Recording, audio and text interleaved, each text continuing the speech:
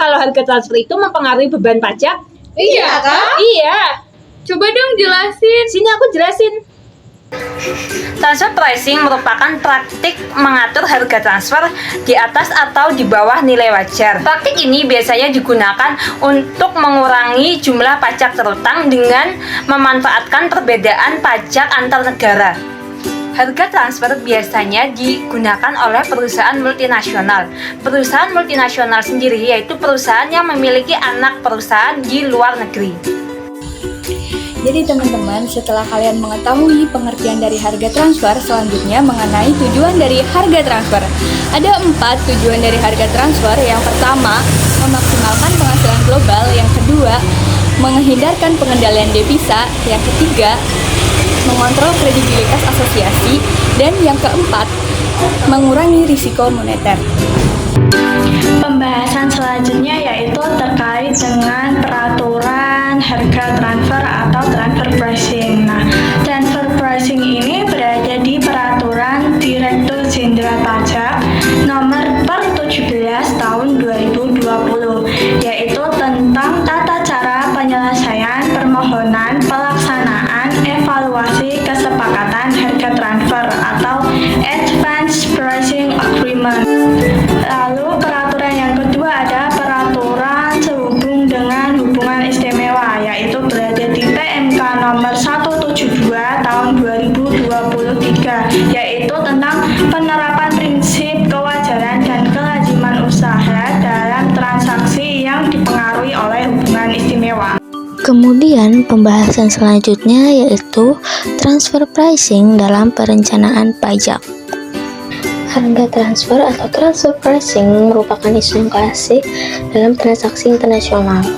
Dari sisi pemerintahan, transfer pricing ini bisa mengurangi tensi terhadap pendapatan suatu negara, khususnya yang berasal dari pajak, karena perusahaan multinasional cenderung memindahkan kewajiban perpajakan mereka dari negara-negara yang memiliki tarif pajak yang tinggi ke negara-negara yang menerapkan tarif yang lebih rendah. Nah, ironisnya masalah ini itu tidak dapat diselesaikan secara sepihak saja oleh masing-masing negara tersebut, tetapi harus dilakukan secara bersama-sama atau multilateral cooperation.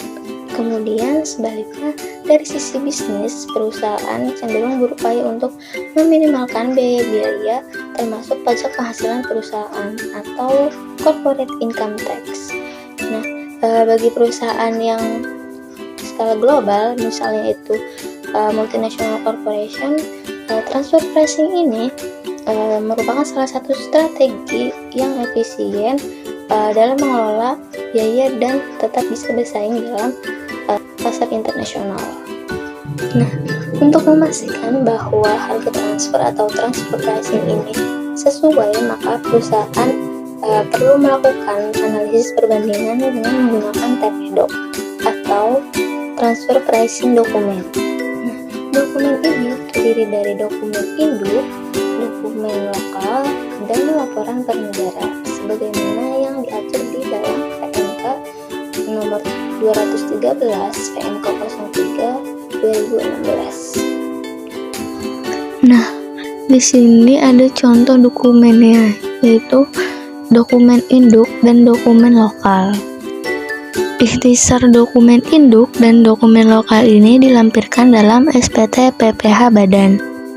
Ikhtisar dokumen induk dan dokumen lokal ini berisi pernyataan bahwa wajib pajak telah menyelenggarakan dan menyediakan dokumen induk dan dokumen lokal sesuai dengan ketentuan yang berlaku. Nah, kemudian ini adalah laporan per negara yang memuat informasi mengenai alokasi penghasilan, pajak yang dibayar, dan aktivitas usaha per negara. Berikutnya, ini adalah contoh laporan per negara yang memuat informasi mengenai daftar anggota grup usaha dan kegiatan usaha utama per negara. Sekian video dari kami. Terima kasih sudah menyaksikan. Semoga apa yang kami sampaikan dapat dicerna dengan baik. Jangan lupa like ya guys. See you. Bye-bye.